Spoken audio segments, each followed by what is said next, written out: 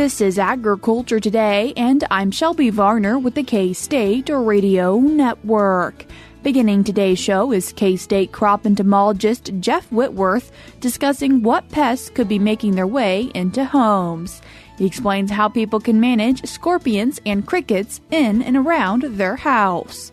The Henry C. Gardiner Conference and Lecture Series is happening soon, so Mark Gardiner from Gardiner Angus Ranch in Ashland, Kansas, continues the show previewing the event and explaining why his family puts this together. K-State dairy specialist Mike Brouk ends today's show by looking at how isoacids might be important to dairy cattle nutrition. That and more is coming up ahead on Agriculture Today.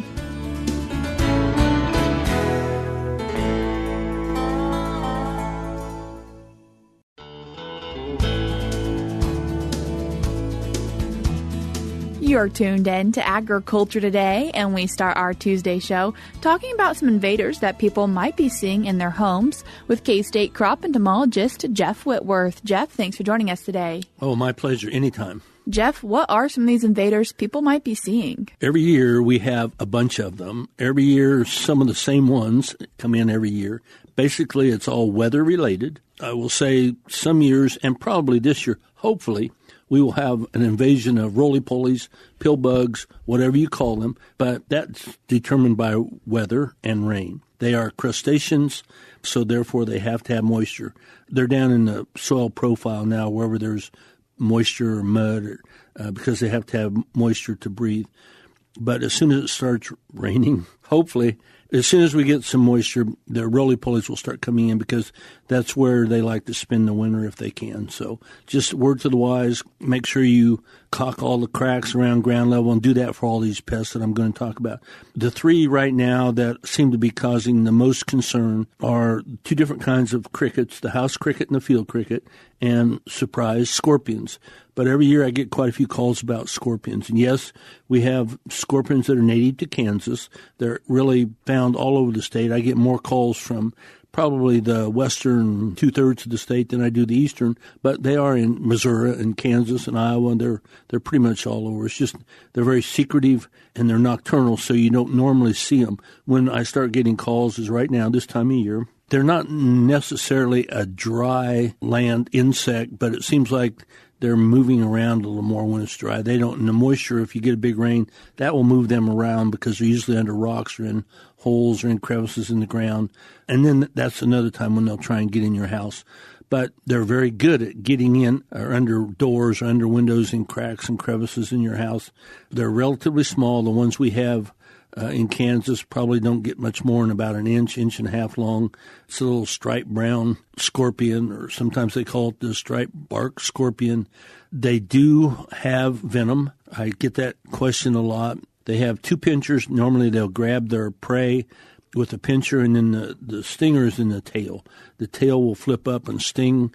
Sometimes they'll release the host, the prey, and watch it and go eat it later on. Sometimes they continue to hold on to it and start munching right away. But either case, they are venomous. The way it affects us, or a dog or a cat or a pet, is about like a bee sting or a wasp sting. I have been stung by one time. That's kind of what I would equate it to. You know, it kind of makes your fingers swell up a little bit, but it's usually not going to be, necessary to go to a hospital or seek medical attention.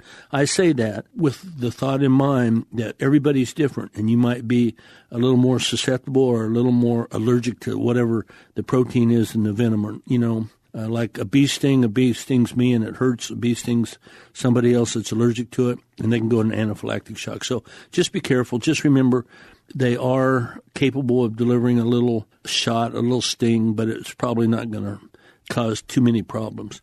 The best way to keep scorpions out, number one, they're an arachnid. They're not an insect. So they have a little different lifestyle. They live under rocks. They live in holes in the ground. And like I said, they're nocturnal. They're just coming around looking for food, so that will bring them inside. Once it gets really hot, they go underground. You usually don't see them for a while, but now this time of year, September, October, as it starts to cool down, they start seeking a place to come in, and so as they're crawling around at night, they feel a little warm air come out from a crack under a door, and they can slide in there pretty easily, and they get inside. To me, the best way to control them, we always say as part of the recommendations, make sure you caulk all the cracks and crevices and holes. That's easily said, difficult to do. So the best thing is, if you want, you can get an insecticide that's going to be a general insecticide to kill crickets and other insects around your house. If the scorpions get into that, they're a little bit susceptible to that.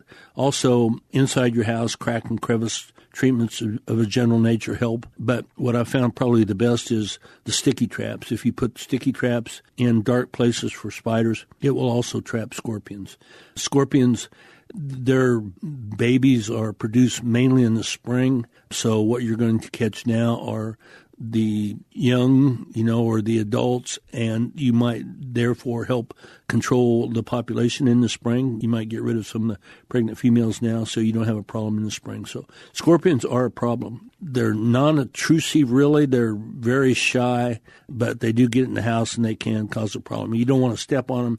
They're surprisingly good climbers, so they can climb up a curtain or a bed sheet or a blanket if it's touching the floor. So just keep that in mind. What are other nuisance pests you're hearing about? This time of year, every year, I get calls about crickets, some years more, some years less. It all depends on the weather. The two different kinds of crickets that we have problems with this time of year are the field cricket and the house cricket. That sounds a little strange. They both live outside. I didn't name them. The field cricket is the black one. The house cricket, it's kind of a dark brown, but you can actually tell the difference. One of the main questions I get is if you get a cricket in your house and it has 3 long appendages on the rear end, on the back side, can they sting with that? They cannot. That is the ovipositor.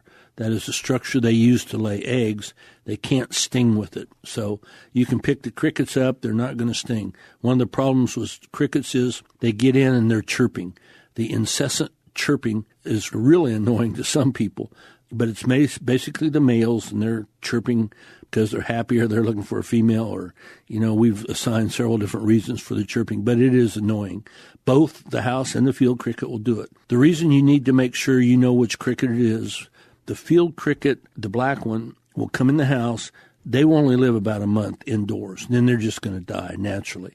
They're not going to reproduce inside. The house cricket can do that. If they come in, they can live year-round. They can get in basements, damp crawl spaces, places like that. They will mate, they will lay their eggs, and they will be happy and content as long as there's some food for them to feed on. Both species will feed a little bit in the fall.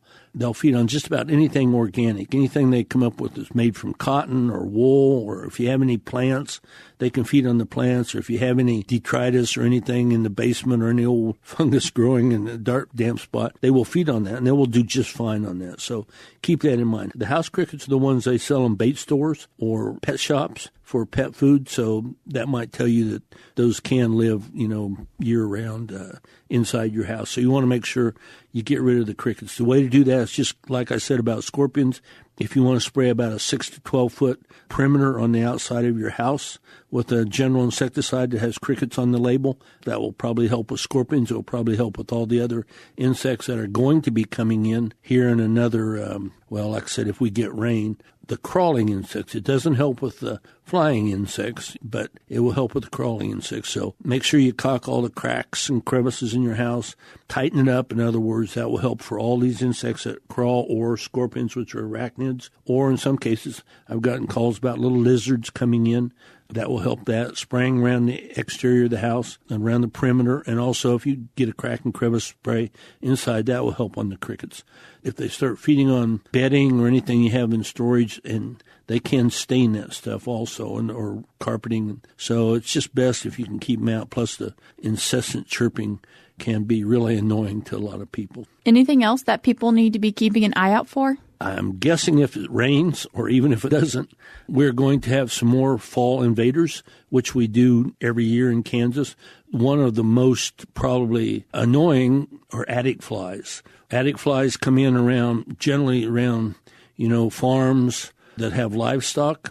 It doesn't take too many livestock to produce a lot of flies, and a lot of these different species of flies will overwinter as an adult, and they look for a structure to get into. If they do get in, they're not going to come in the ground. They're going to fly, and they will come back to the same location every year. So you need to, fill all the cracks and crevices around the top part of the house.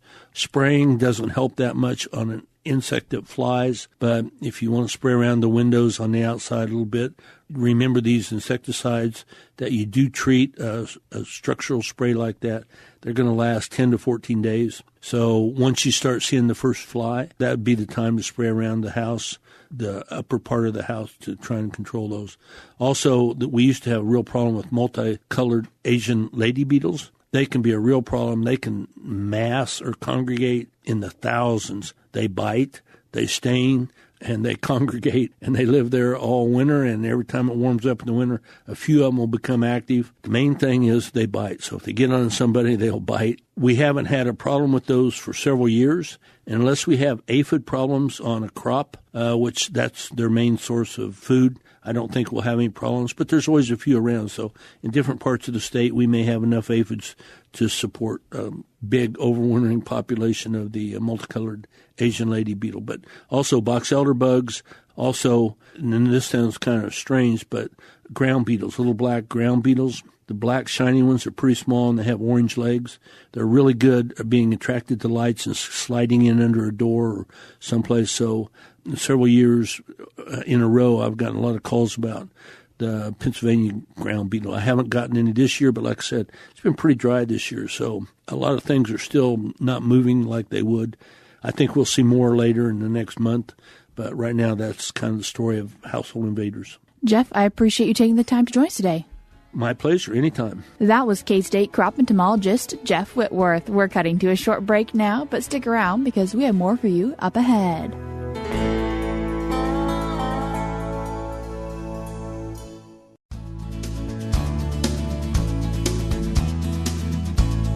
You're tuned in to Agriculture Today, and we continue our show discussing an upcoming conference that's taking place here at K-State with Mark Gardiner, who's from Ashland, Kansas. Mark, thanks for joining us today. Well, thank you so much for having me today, and it's exciting always to be back in Manhattan at Kansas State, and what a beautiful day and what a beautiful time. This is the day before the big game with Oklahoma State, so we're excited about what the Wildcats will do tomorrow. And Mark, talking today, however, about a conference and a lecture, something that you hold near and dear to your heart. Can you tell us a little bit about its background and how it came about? You bet. When we go back and, time goes fast and we think back to the originations of the Henry Gardiner Lecture Series, we did this in collaboration with Kansas State and the Global Food Systems Initiative, wanting to bring honor and discussion of timely and important topics to Kansas State University. So this is actually the 10th anniversary of that lecture series in McCain Auditorium, and this will be the 11th lecture. The very first lecture was at K-State's Cattleman's Day with Steve Hunt at Weber Hall.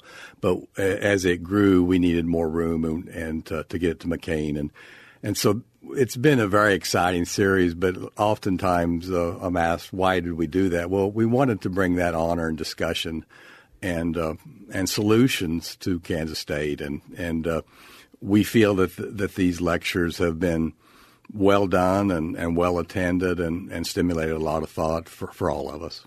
Mark, as this is called the Henry C. Gardiner Global Food Systems Conference and Lecture Series, why is it named the Henry C. Gardiner? Well, Henry Gardiner is my father, and so, our family is much like all Americans and certainly many Kansans, but we're immigrants from the East. Originally England, but my grandfather, Ralph Gardiner, and my great-grandfather, Henry Clay Gardiner, they homesteaded in Ashland, Kansas, Clark County, Kansas in 1885.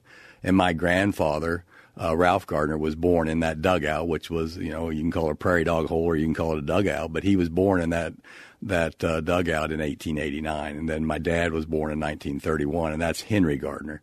And so Henry was my father. And when we think about this lecture series and we think about what Kansas State stands for, it's all about curiosity and solving problems. And, my dad was a beef cattle enthusiast, and he was always curious. And he would always say, we may not know how to do this, but we can do this, so let's get to doing it. So let's dive in and let's learn something. We did all kinds of research projects with various professors, mainly from Kansas State, from other places too. And when I was more your age, I'd say, Henry, we're pretty busy, and we got to do all these things, and these guys are in our way. And he said, most research doesn't work out, but we're going to work with good people, and we're going to learn something.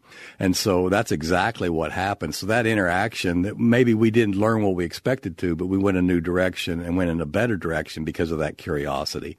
And so when I think of Henry Gardiner, I think of Kansas State University, I think of solving problems, I think of working together and collaborating. We often, we hear negativity, but what can we do by getting skin in the game, by getting involved to make this a better place? And I think that's the K-State way. Mark, as you and your family are from Ashland, Kansas, why do you find that it's worthwhile to take the time to travel up to Manhattan, Kansas for not only this conference, but other events that your family's involved with? Shelby, we always think of it's just this far on the map, and so you can't see me, but it's just a little bit of an inch or so on the map. But I think that's a great question from the standpoint of sometimes when people come from Manhattan out there, they ask me if I know how far it is out there, and I say, yes, I do. It's the exact same distance as when we come to Manhattan.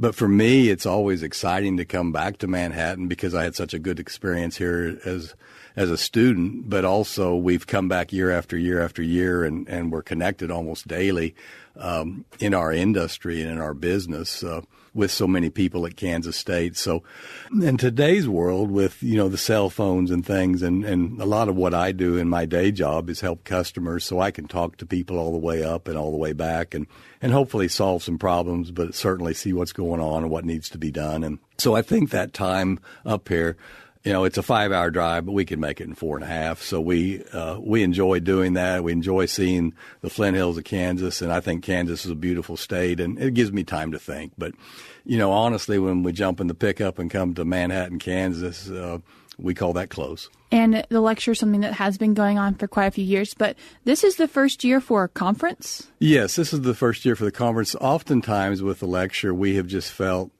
under a constraint for time. Almost all of the lecturers have been very generous with their time. And I think one of the key components has been spending time on campus with students and interacting, and that's been amazing. But at the same time, we wanted to grow that a little bit and have a little more discussion. So we have Senator Mike Johans from Nebraska, former Secretary of Agriculture, Craig Gunderson from Baylor University, who's an endowed chair for hunger at Baylor. And then our lecturer for that night is Pierre Etter, who's a world expert on economics and all the things, and just how ruminant animals and beef cattle more specifically fit in feeding the world. And the moderator of this is a good friend of all of ours. He writes for the Drover's Journal. He's a consultant, but a true student of all agriculture, and that's Neville Spear. And Mark, can we go a little bit more in depth on these speakers and what they're going to be talking about on October 7th?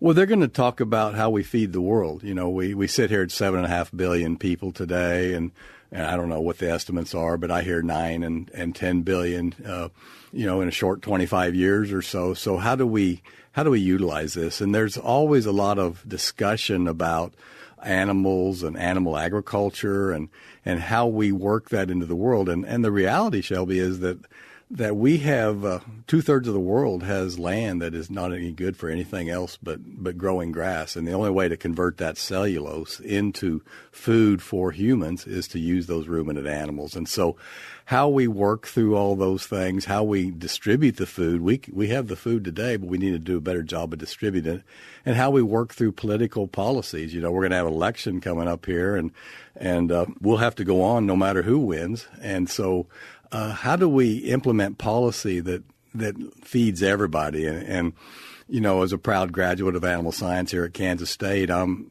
proud to say we can do this, and we will. Who is this event open to, and who do you recommend take the time to attend it? Well, I think that's a great question. Who's this open to? Is everybody. Who should it affect? Well, if you eat food and you want to survive, I think that you would have an interest in this. And I think especially when we're here where the action is in Kansas, where beef cattle are the number one industry in the state of Kansas, I think that we look at this and we look at how we make the world a better place and feed the world. And so I think if you have any curiosity at all about anything, I think it fits everybody. Mark, as you spent years helping put this on, what makes you excited for this year specifically? I think it's the thirst for knowledge and the curiosity of it. And, I'll get up there and give them a rah-rah and say welcome, but the reality of it is these are brilliant people that are changing the world. And but the rest of us, like me, you're brilliant also, but when we look at that, how we can utilize this information to get better. And I often think about how do we get better? Well, we look in the mirror and we decide what we can do right here, right now. I think Coach Kleiman says something like, be where your feet are. So how can we be where our feet are and make this a better place? But I think some of these things that maybe we haven't talked about, Pierre Etter's from another part of the world, and Craig Gunderson's from Texas, and Senator Johans from Nebraska. So they're going to bring different perspectives and maybe things that you and I haven't thought about before. But I'm excited to learn. And when you think about learning and what we can do, what better place than Kansas State University? Absolutely. Do people need to get registered for this? We would like you to register for the conference. Everything is free of charge, and we have that on our website at GardnerAngus.com, which you can click the link there and connect into Kansas State. And that's just kind of get an account for at the Alumni Center where this conference is going to be. It's all free of charge. And then, of course, McCain Auditorium, be there, be square before 7 p.m. And that's a great experience there, too. But we want to honor these world-class speakers and these people by showing up to both locations. Mark, is there anything else you'd like to share with our listeners? I just think we would like to say as a family, we get singled out, but it wasn't us that put all this together. It was our customers and our friends and Kansas State University. So we want to say thank you very much. Mark, I appreciate you taking the time to join us today. Thank you. That was Mark Gardiner, who is one of the operators of Gardiner Angus Ranch in Ashland, Kansas. And he was discussing the Henry C. Gardiner Global Food Systems Conference and Lecture Series. This conference is taking place Monday, October 7th, and will begin at noon with registration. And then that evening at 7 p.m. will be the 10th anniversary of the Henry Gardiner Global Food Systems Lecture in McCain Auditorium. Once again, that does begin at 7 p.m. on Monday, October 7th. They do ask that you RSVP for the lecture series and conference, which is free, and you can do that by following the link in today's show notes on agtoday.net, or you can also find it by going to GardnerAngus.com. Again, that is at GardnerAngus.com. And while you are getting registered for this year's event, you can check out past lectures on that same page. We're cutting to a short break now on Agriculture Today, but we'll be back with more ahead.